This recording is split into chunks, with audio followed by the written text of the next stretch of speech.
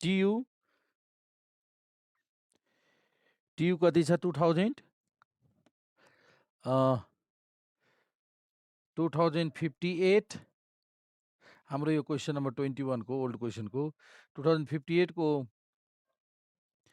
Question number 8A question number 8A सल्युसन। अब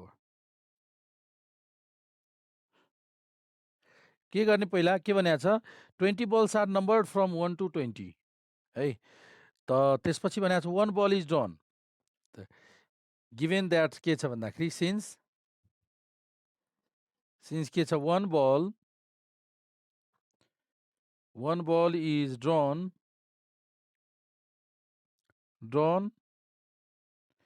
at random from the total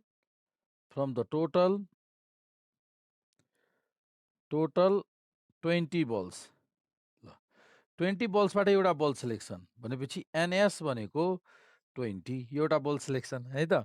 अब त्यसमा के भनेको छ what is the probability that ball drawn is multiple of 4 यो जुन एउटा बल सिलेक्सन गरिएको छ नि यो मल्टिपल 4 हुने त ल सपोज गर्देऊ ए भनेको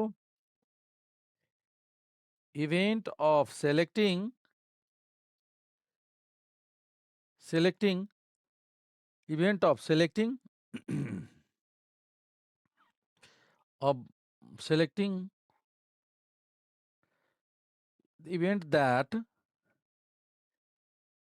event that the selected ball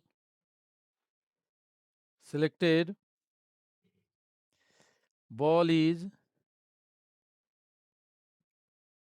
multiple of 4 event that the selected ball is multiple of 4 त NA कति भयो NA मल्टिपल अफ 4 कुन कुन हुने भयो त मल्टिपल अफ 4 मा कुन कुन भयो त हेरौं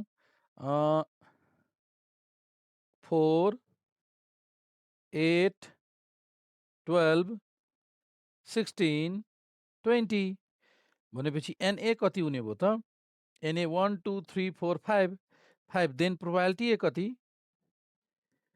प्रोबेबिलिटी ए त हामीलाई थाहा छ NA अपॉन NS 5/20 एउटा भयो। अब अल्सो अब बी बाँकी अर्को मल्टिपल अफ 7 पनि छ लेट बी भनेको event that the selected ball is multiple of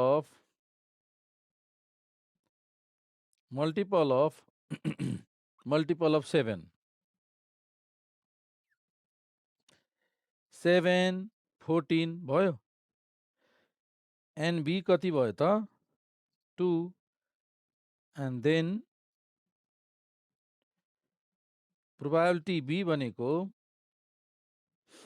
NB upon NS NB is 2/7 तर हामीलाई के क्याल्कुलेसन गर्नु छ 4 or 7 भनेपछि A और B क्याल्कुलेसन गर्नु छ यो दुईटैमा त कमन छैन नि कुनै त्यही भएर इन्टरसेक्सन हुँदै और भनेको युनियन त probability A plus probability B intersection हुनुपर्ने तर इन्टरसेक्सन छैन त्यही भएर 0 प्रोबेबिलिटी A को भ्यालु 5/20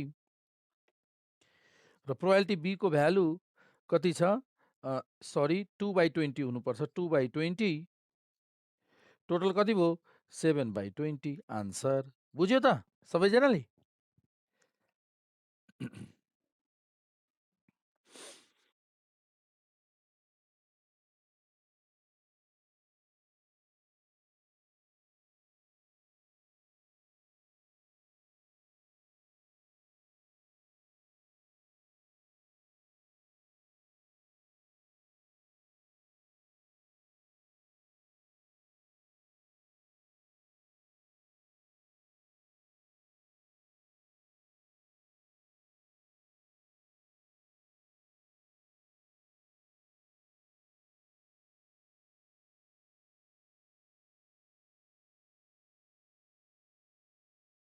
टू थाउजेंड 59 को question number 20 to TU 2059. Question number 5. Question number 5 के भनेको छ यहाँ हेरौँ. Number 1, the probability of boy passing examination is 0.6. The probability of girls passing the examination is 0.5. Find the probability that both of them will pass the examination. Both of them will pass the examination. The event define गरौँ. Solution.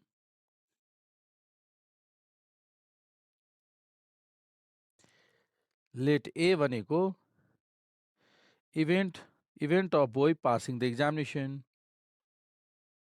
Event of probability of भनेको ठाउँमा event of लेखिदिने. Event of boy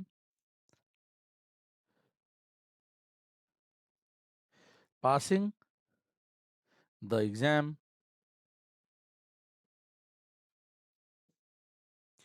Examination है त. र यसको probability दिएको छ कति? 0.6. Also let B भनेको event of girl passing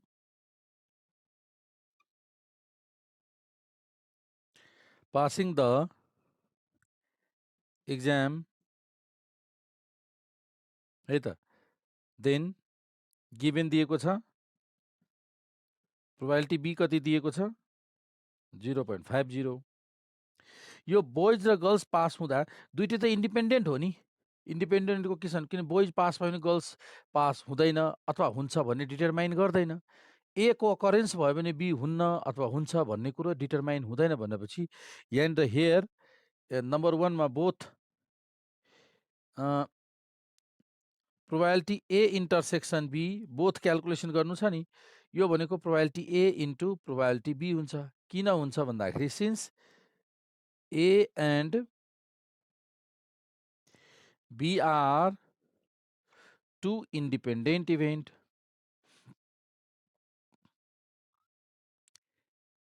Independent events. A and B are two independent events. है यसै गरी यसको भ्यालु सब्स्टिट्युट गर्नु त प्रोबेबिलिटी ए को भ्यालु 0.6 इन्टु प्रोबेबिलिटी बी को भ्यालु 0.50 कति भयो त यसको आन्सर 0.30. ल यो भयो. देयरफोर यसको के लेख्ने the probability that hence the probability that यसरी लेख्नु है त. Hence the probability that both of them will pass the exam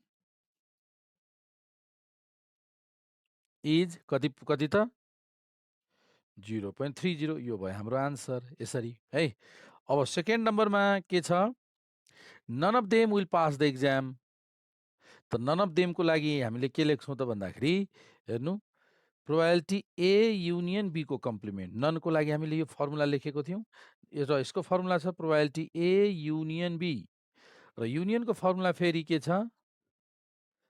probability A plus probability B minus probability A intersection B. 1 minus probability A कति छ 0.6 plus probability B 0.5 A intersection B पनि हामीसँग छ 0.3. ल हिसाब गर्दा कति रिजल्ट आयो यसको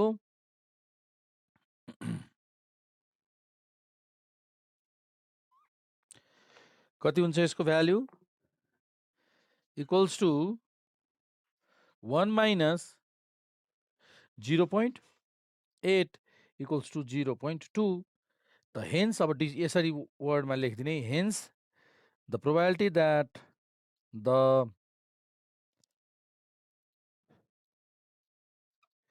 probability that none of them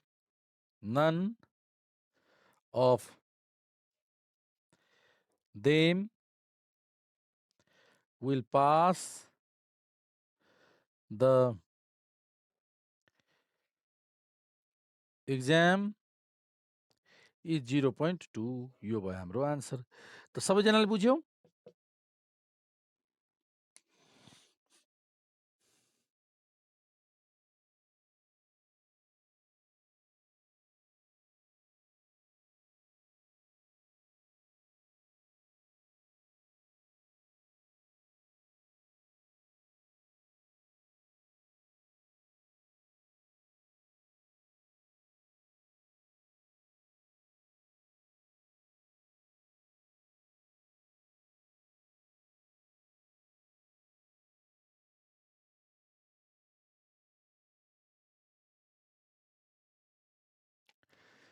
यो पनि ट्यु 2059 क्वेसन नम्बर 5 कै छ सल्युसन हेरौँ त।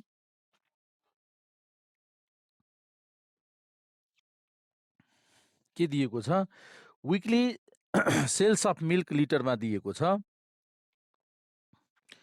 अब हेरौँ, यहाँनिर छ डाटा दिएको छ, find the probability that selling up to 15,000 litre. त यहाँ डाटा दिएको छ, हेरौँ त डाटा के छ?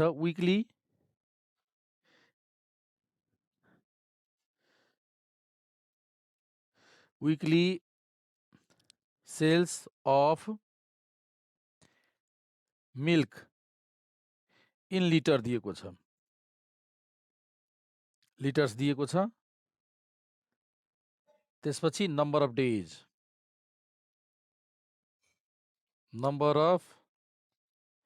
डेज दिएको छ। यहाँनिर 0 to 5, 5 to 10, 10 to 15, 15 to 20, 20 to 25, 25 to 30 यसरी डाटा दिएको छ। फ्रिक्वेन्सी 5, 10, 20, 30, 25, 10 एन टोटल एड गरौँ त कति हुन्छ? टोटल एन एड गर्दा टोटल कति भयो? टोटल एडिसन गर्दा 10 र 30 र 20 50, 30 20 50 10 60, 60 30 90, 100 हुने भयो। अब के क्यालकुलेसन गर्नु छ? एनएस कति भयो त? टोटल चाहिँ N S 100, probability of selling up to this much milk. त फर्स्ट नम्बरको लागि यहाँ म फर्स्ट नम्बरको लागि सल्युसन गर्न गइरहेको छौँ। इभेन्ट डिफाइन गरौँ। एनएस कति भयो त? टोटल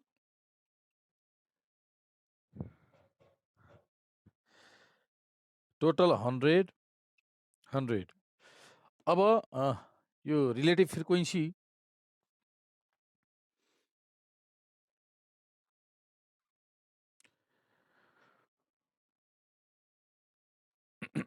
अब यसको के गर्ने त भन्दाखेरि selling late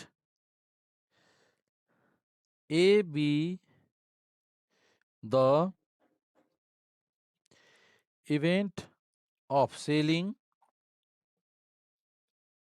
selling up to 15 litres of milk. N A कति छ? 15 litres of milk up to 15 litres of milk. 15 litres of milk भनेपछि यहाँसम्म तीनटा फ्रिक्वेन्सी एड गर्दा कति भयो? 5 + 10 + 20 टोटल कति हुने भयो त? 35 लिटर्स। 35 डेजसम्म 15 litres up to 15 litres milk कति? 35 डेजसम्ममा बिक्री भयो। अब सेलिङ, त्यसो भए प्रोबेबिलिटी ए कति भयो त? प्रोबेबिलिटी ए भनेको एनए अपन एनएस 35 अपन 15 लिटरसम्म, अप टु भनेको 50 लिटरसम्म हो कि नै? ल त कति हुने भयो यसको आन्सर? यसको आन्सर भयो 0.35। ल सेकेन्ड नम्बरको अब सेकेन्ड नम्बरमा के सोधेको छ? Selling less than 25 litres of milk. त फेरि इभेन्ट डिफाइन गरौँ। लेट बी भनेको B the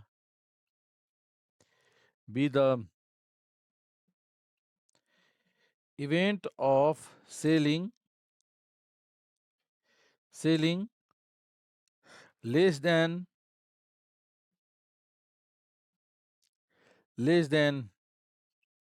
25 liters of milk। ल एन बी कति भयो? 25 लिटर्स।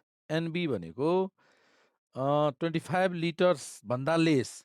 त 25 लिटर्स भन्दा लेस कति भयो? टोटल एड गरौँ। 25 लिटर्स भन्दा लेस कति कति हुने भयो त? 5 टोटल एड गर्दा यहाँदेखि यहाँसम्म 25 लिटर्स भन्दा लेस एड गर्दा कति हुने भयो त? 10 कम भनेको 90 भयो। 19 days. Then probability B equals to NB upon NS 90 upon 100 0.90 भयो यो आन्सर है त। ल यसरी हामीले कम्प्युट गर्न सक्छौँ। बुझ्यौ त?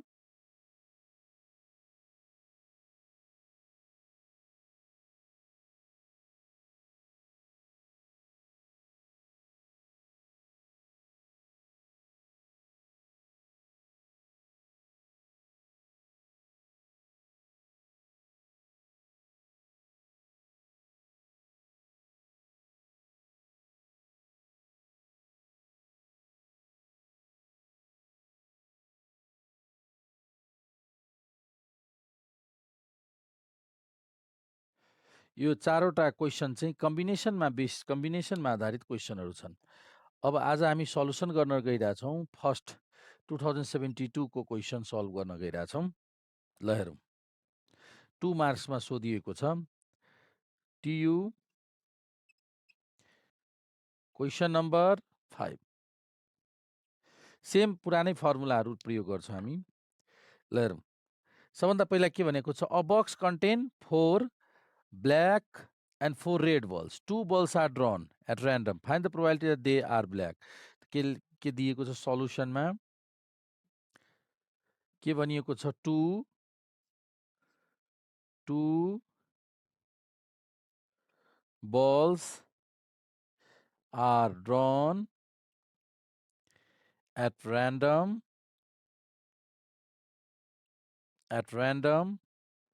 from a box containing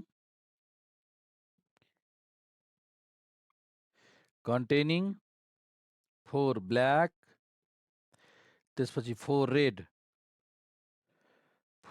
plus total 8 balls। त कतिवटा सिलेक्सन गर्न भनेको छ यहाँ हेरौँ। कतिवटा सिलेक्सन गर्न भनेको छ? 2वटा। कतिबाट? 8बाट 2टा। त 8बाट 2टा सिलेक्सन गर्नु छ भने NS यसरी लेख्ने, 8C2 लेख्ने। एक भन्दा बढी सिलेक्सन हुँदा कम्बिनेसनको प्रयोग गर्ने। त 8C2 को क्याल्कुलेसन कति? 2 ठाउँ भाग लाउने। 8 into 7 2 into 1 त कति भयो? 28। ठिक छ। NS भयो। अब के को प्रोबेबिलिटी क्याल्कुलेसन गर्नु छ यहाँ पढौँ एकचोटि। के भनिएको छ? Find the probability of they are black. They are black भनेको यसबाट कतिवटा सिलेक्सन गरिँदैछ यहाँ? कतिवटा सिलेक्सन गरिँदैछ? 2टा। यसबाट टोटल यसबाट कतिवटा सिलेक्सन गर्न गइरहेछौँ? यो पुरै बलबाट कति? 2टा सिलेक्सन गर्न गइरहेछौँ। 2वटा। सो 2टै ब्ल्याक भनेको छ। इभेन्ट डिफाइन गरौँ।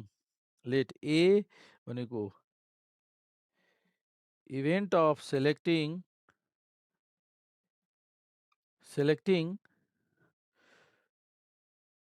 2 black balls।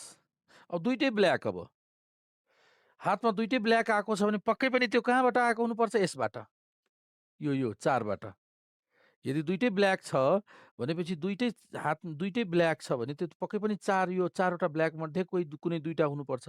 त 4C2 है, यो 4 भनेको यो ब्ल्याक हो, यो रेड होइन। त अब 4C2 को लागि फेरि 4 × 3/2 × 1 यस्तै दुई ठाउँ भाग लाउने। अनि कति भयो 2 ले क्यान्सल हुँदा 6।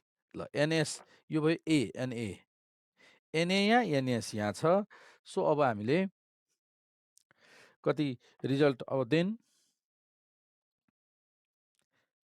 प्रोबेबिलिटी अफ A भनेको Na/NS Na/NS है त। ल Na/NS त्यसपछि Na को भ्यालु कति छ? Na को भ्यालु